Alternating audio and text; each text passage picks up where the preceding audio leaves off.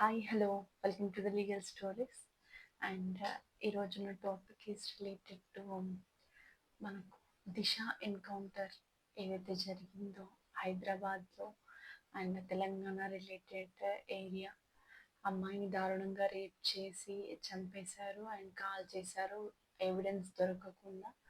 But ఇక్కడ వీళ్ళందరూ చేసిన తప్పు, అక్కడ నిందితులు ఎవరైతే 5 మంది నలుగురు ఉన్నారో వాళ్ళను ఏం చేయాలో అర్థం కాక 15 days రిమైండ్లో పెట్టారు. అండ్ నెక్స్ట్ ఏదైతే లా ప్రకారం ప్రొసీజర్ ఉంటుందో వాళ్ళని డెఫినెట్గా అక్కడ కోర్టులో మెజిస్ట్రేట్ ముందు హాజరుపరచాలి అండ్ వాళ్ళని పెట్టారు. నెక్స్ట్ వాళ్ళు ఉండి వాళ్ళకి బెయిల్ ఇవ్వడానికి ఎవ్వరూ ముందుకు రాలేదు. బికాస్ అంత దారుణంగా చంపాడు అన్న స్థితిలో, ఒకవేళ అందులో కూడా ఒక మైనర్ ఉన్నాడు. బట్ ఆ మైనర్‌ని గూడా వాళ్ళు ఎలా కన్సిడర్ చేశారు అంటే అబోవ్ 18 ఇయర్స్ లాగానే కన్సిడర్ చేశారు పోలీస్ వాళ్ళు. సో, ఇట్లాంటి టైంలో ఆహ్, ఇక్కడున్న పూర్ పీపుల్‌కి సపోర్ట్ చేస్తారా? అంటే అందరూ అమ్మాయి సైడే ఆలోచించరు. బికాజ్ అన్యాయంగా చంపేశారు, రేప్ చేశారు.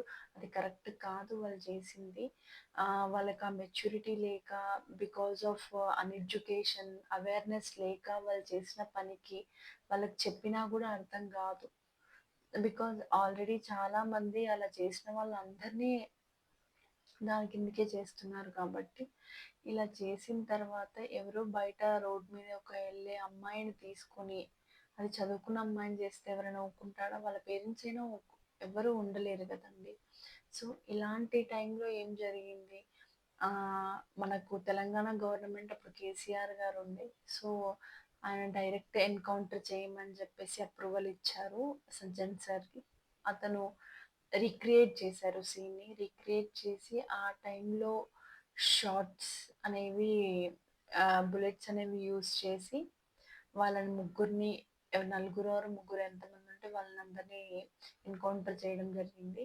బట్ ఈ ఎన్‌కౌంటర్‌ని ఎంతవరకు కరెక్ట్ అన్నది కొందరు ఎన్‌జీఓ ఆర్గనైజేషన్స్ తప్పుపట్టాయి.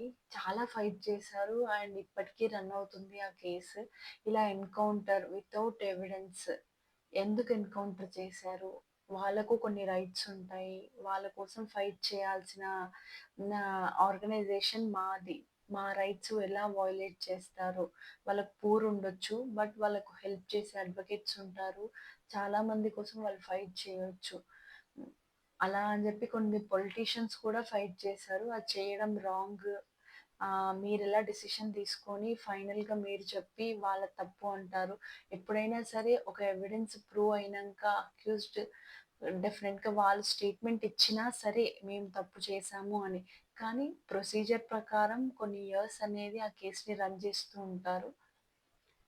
ఇక్కడ గూడా అదే జరిగింది. ఢిల్లీ నుంచి వచ్చిన టీమ్ ఎవరైతే ఉన్నారో, వాళ్ళు వీళ్ళ కోసం ఏదైతే చేద్దామనుకుంటున్నారో, వాళ్ళ మీద పిటిషన్స్ ఫైల్ చేశారు. అండ్ ఆల్సో పోలీస్ ఎన్‌కౌంటర్ చేయడం తప్పు అని చెప్పేసి హైకోర్ట్‌లో కూడా ఫైల్ చేశారు. విచ్ ఆర్ ఇంకా పెండింగ్‌లో ఉన్నాయి.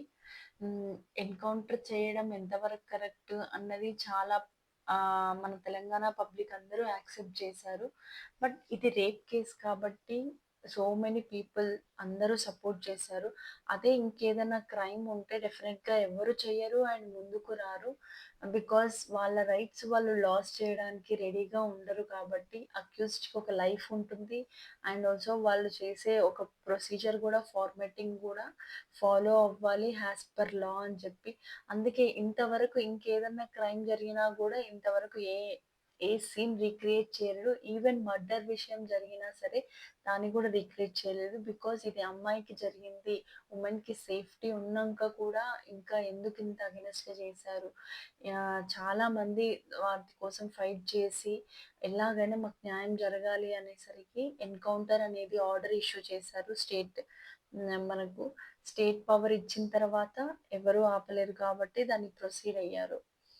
Thank you.